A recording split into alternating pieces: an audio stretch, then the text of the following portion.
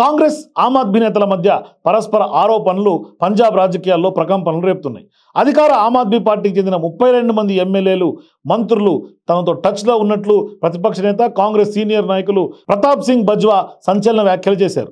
మరికొందరు ఆప్ ఎమ్మెల్యేలు బీజేపీతో కూడా టచ్లో ఉండే అవకాశం ఉందని ఆరోపించారు. ఇదే విషయం మళ్ళీ చెప్తున్నా, నాతో 32 మంది ఎమ్మెల్యేలు టచ్లో ఉన్నారు.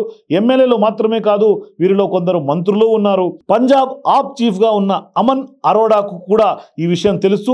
ఆప్ ఎమ్మెల్యేలందరికీ ఇదే చివరి ఛాన్స్ అని అర్థమైంది. అందుకే టికెట్ల కోసం వారు కొత్త పార్టీల వైపు చూస్తున్నారు.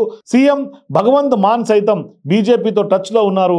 కేజ్రీవాల్ ఆయన తొలగిస్తే బీజేపీలో చేరేందుకు సిద్ధంగా ఉన్నట్లు ఆయన చెప్పారు. ఇక నా 45 ఏళ్ల రాజకీయ అనుభవంలో ఏనాడూ తప్పుడు ప్రకటన చేయలేదు. ఆప్ సర్కార్ను పడగొట్టే ఉద్దేశం కాంగ్రెస్కు లేదని గతంలోనే చెప్పాం. ప్రభుత్వాన్ని అస్థిరపరిచే ఆలోచన మాకు లేదు. ఆ పని బీజేపీనే చేస్తుంది అని బజ్వా వ్యాఖ్యానించారు. బజ్వా చేసిన వ్యాఖ్యలపై ఆప్ పంజాబ్ రాష్ట్ర చీఫ్గా ఉన్న మంత్రి అమన్ అరోడా తీవ్ర స్థాయిలో విరుచుకుపడ్డారు. ప్రతాప్ సింగ్ బజ్వానే కమలం పార్టీలో చేరతారంటూ తిప్పికొట్టారు. కాంగ్రెస్ నేత బజ్వా బీజేపీలో చేరడం దాదాపు ఖాయమైంది. బీజేపీలో ఇప్పటికే అడ్వాన్స్ బుకింగ్ చేసుకున్నారు. కొద్ది రోజుల క్రితం బెంగళూరులో ఏం చేశారో, ఏ బీజేపీ సీనియర్ నాయకుల్ని కలిశారో కాంగ్రెస్ అగ్రనేత రాహుల్ గాంధీ బజ్వాని అడగాలని కోరారు. దీంతో ఇప్పుడు పంజాబ్ రాజకీయాలు కాంగ్రెస్ వర్సెస్ ఆమ్ ఆద్మీగా ఒక యుద్ధ వాతావరణం నెలకొన్నాయి.